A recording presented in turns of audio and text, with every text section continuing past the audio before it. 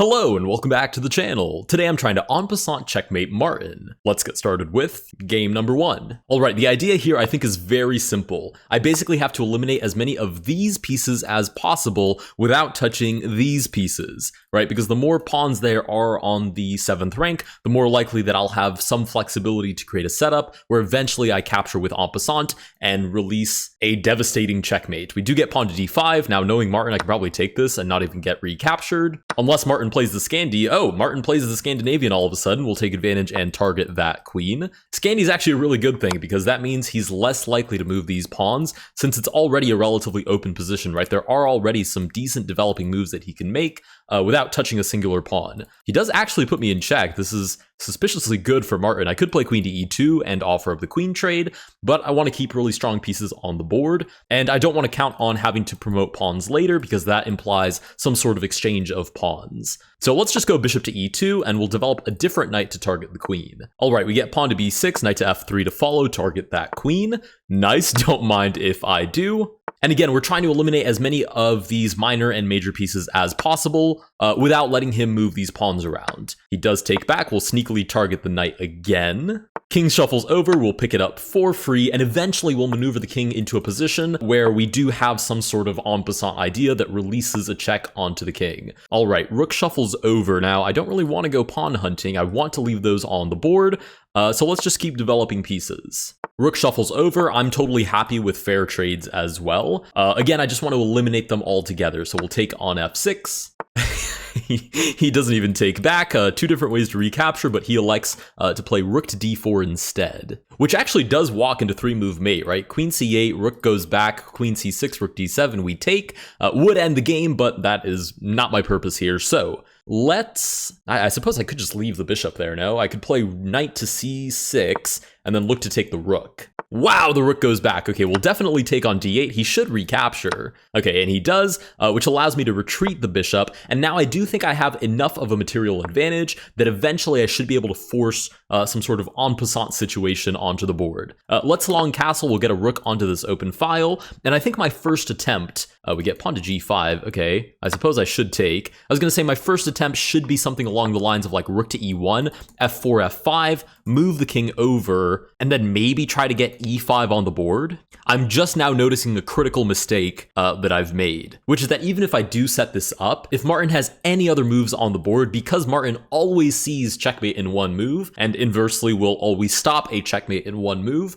if he can play something else, he will. But I guess maybe I can still set it up and then focus on taking the rest of the pieces. Maybe what I need to do is just plant a piece on e6. I think that's what I'm going to do. I'm going to plant a piece on e6, and then I'll use my f pawn, get it to f5, and eventually force some sort of setup that I want. So let's move the bishop back, which does pin the pawn, so it guarantees that e6 still cannot be played. And let's follow that up with rook to e1. I'm honestly more than happy to sacrifice material if it means that I can concretely establish that e7 pawn will never move anywhere ever again. Let's go knight to d5. My idea is knight f4, knight to e6, and then once I get hopefully this capture on the board, that e pawn is going absolutely nowhere. Oh, perfect. f6 is even better because then I can just play check. And then this knight is genuinely just never moving ever again, which means in turn, the e7 pawn is never moving again, which means I can set up this sort of en passant idea. Eventually, I'll have to draw away this pawn with, I don't know, something like bishop g5, but that shouldn't be much of an issue, and just by RNG, Martin will eventually take. All right, so we're in a really good spot. The second thing I have to do is establish this pawn on f5, and then we'll just be good to go. No, you've got to be kidding me. Okay, he pins it to my king, but I can defend. Should he sacrifice, I recapture with this pawn. Wow, he actually does take. That's kind of random, but not the weirdest thing Martin has ever done. And then let's control this open file so he can never come and hunt down this pawn, which is critical to the mission. All right, king comes to f7, pawn to f5. So far, so good. And we have everything here that we could possibly want to get a forced checkmate. Okay, that's just a free rook. Now I'm going to move this rook back and bait him, I think. I want him to take, no? I take back with the bishop. Between the bishop and the pawn, there's no way for him to ever advance this king. And as long as the king is trapped, I can just use the rook to take the rest of his pawns and eventually force that checkmate. So I think rook g5 is pretty valid here. we'll go ahead and take back. The reason that was necessary is because obviously if I allow this en passant idea, but there's still a pawn on f6, then there's no way that I've opened up a file because obviously there's a pawn on f6. Okay, now let's move the queen back. Between the bishop and the pawn, the king is still barricaded in, so there's nothing to worry about. Is this mate? No, the king has king to g8 still, which is perfect. And now I just need him to not have any other legal moves. And as long as I don't accidentally stalemate him, we should have everything set up that we need for this en passant checkmate. So we'll go ahead and just take these last couple of pieces. Perfect, he's not stalemated.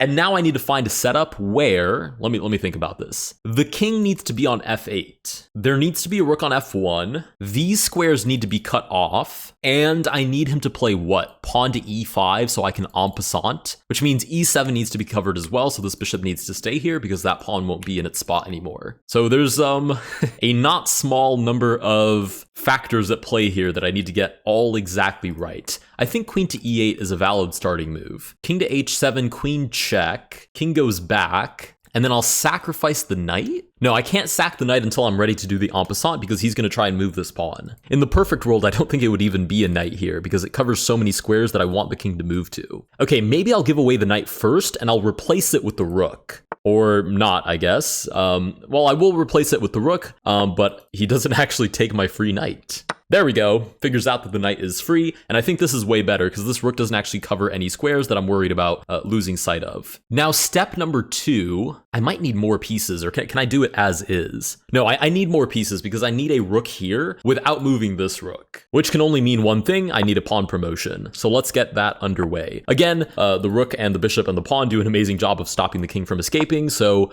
it's sort of just me doing whatever I want on this side of the board while Martin waits.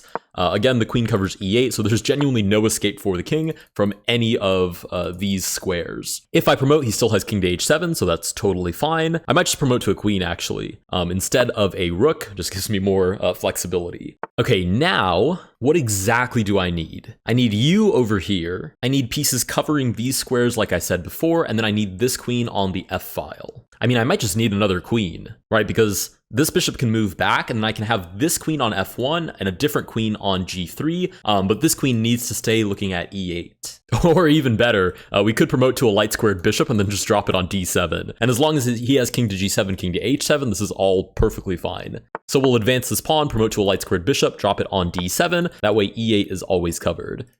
Sweet, promote to a bishop. King shuffles back, give a little sneaky discovered check. Now we slide this bishop back. He does move the king to h7, which is a little bit annoying because I need this king on either f7 or f8. But it's not the end of the world. I can just move this queen back. King goes over to g8. Now I want to force him to move over here. So let's go queen to h6, which is not yet stalemate. King to f7 does put the king in a stalemating position, but it doesn't force stalemate. Right now I can move the queen back to g5, and then Martin always has king to f7, king to f8. Great. So far, so good. I think we're doing a great job here, actually. Now I just shuffle the queen over, and I have so many pieces on him. There's no way this isn't checkmate, right? Rook goes back. Oh, but it's just dawned on me. He could play e6. Which would just counteract everything that I've worked for. Rook to e1, e6, and then there's no en passant, right? Because if the pawn moves one more square, it's still not en passant. So rook to e1, I would need e5, but let's think optimistically. If I do get e5, en passant, is everything covered? It looks like it definitely is. Many times over. In fact, it would be a double check. Okay. So moment of truth, I mean, there's nothing for us to really wait for here. If we move the rook back, we better hope that he pushes the pawn and tries to attack my queen for that en passant mate. Oh, please don't make me do this again. Okay, rook goes back to e1. Okay, actually, huge relief that that's how that went. Okay, king to f8 I didn't even think about. I really thought he only had these two options, but Martin came up with an even more clever third option. Okay, let me put the rook back on e6. That means I need to cover f8, which you'd imagine I can just do by promoting a pawn, right? So I can promote to check, king comes to f7, and then I move the rook back. So we'll push. I don't know if this tempo works out perfectly, but worst case, I waste a tempo with another pawn. Right, I'm gonna need that extra tempo. We'll push the pawn, king comes to f7. If I promote now, that's just stalemate. So I'll waste a tempo, so I promote with check, covering f8, forcing the king back up. You'd imagine I have to do a rook here for style points. King moves up, and now is the moment of truth. Please do not make me do this again, Martin. Please, e5, please. Yes! Okay! Yes! I was genuinely just sitting there in silence, praying that he was going to play pawn to e5. Okay, with pawn to e5, we can take on e6, and we do get en passant checkmate against Martin. If you guys did enjoy this video, please consider liking and subscribing. Let me know down below if there are any other funky checkmates that I should try and get against any of these bots, and I'll see you guys in the next one.